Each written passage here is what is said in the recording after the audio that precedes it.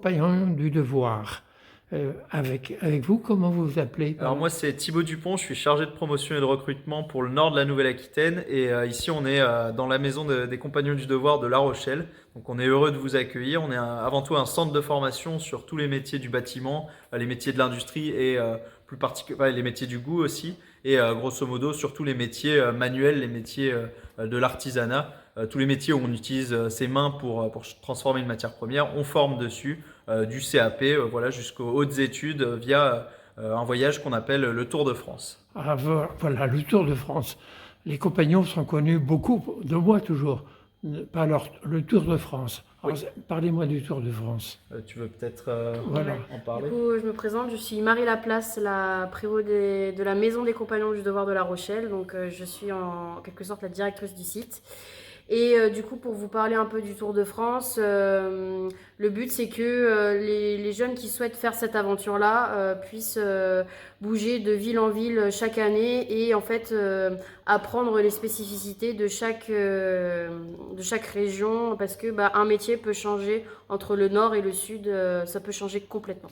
Mais ils sont déjà formés. Ils sont déjà formés. Après aussi sur ces années de Tour de France, ils passent des diplômes au fur et à mesure. Donc c'est du contrat d'apprentissage, mais juste ils changent de domicile au fur et à mesure des années. Ils sont même payés. Ils sont payés aussi vu que c'est un contrat d'apprentissage, tout à fait. Et Sur ce Tour de France, on apprend un métier, on apprend, comme disait Mancel, toute la régionalité de son métier et on vit aussi en communauté.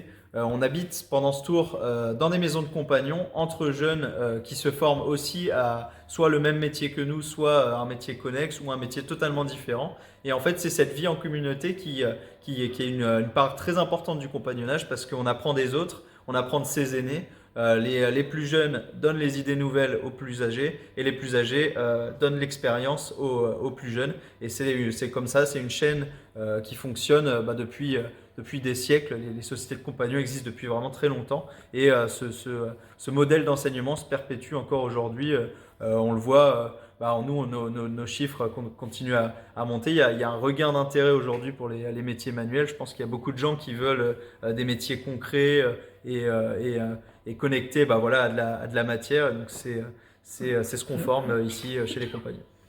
Et à la fin du Tour de France, ils réalisent une grande œuvre. Tout à fait, ils réalisent, donc on appelle ça un travail de réception, un chef-d'œuvre en fait. C'est pour valider en quelque sorte les compétences qu'ils ont pu acquérir sur tout leur Tour de France et montrer de quoi est-ce qu'ils sont capables.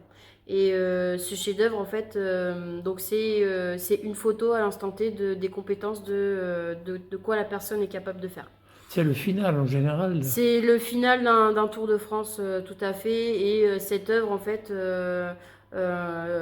selon la volonté des personnes, le site peut continuer de grandir, en fait. Il y en a qui vont, par exemple, retenter de le refaire une deuxième pièce, mais en la prenant d'une autre manière, et du coup l'améliorer encore. Là, vous avez quelques exemples de travaux de réception. On peut en avoir un ici pour le métier de couvreur.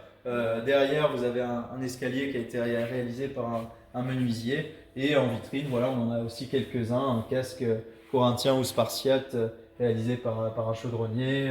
Une cuve pharmaceutique aussi réalisée par un chaudronnier. Voilà, et on en a un petit peu de partout dans des maisons de compagnons. C'est souvent ce qui caractérise les maisons de compagnons, c'est quand on pousse la porte, on est entouré des œuvres des compagnons qui ont fini leur Tour de France.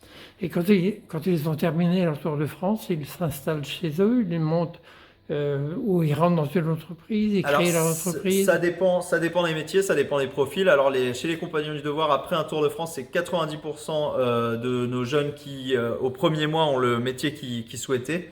Donc on a quand même un beau taux de réussite. Et surtout, c'est à terme un compagnon sur deux qui devient chef d'entreprise. Donc voilà, il y en a beaucoup qui se mettent à son compte. Chez nous, on dit qu'ils se sédentarisent. Et ils restent souvent connectés à l'association parce qu'en fait, c'est aussi l'identité du compagnonnage, c'est les anciens qui retransmettent aux plus jeunes et donc ils participent pour beaucoup en tant que bénévoles toujours à la vie de l'association. Il n'y a pas de chômage chez vous, pour eux. Il y a très peu de chômage ou alors il est cherché. Oui. Ok, donc la belle image du compagnon de devoir. Je vous remercie. Merci beaucoup pour cette visite. Merci à vous. Merci, très bonne journée.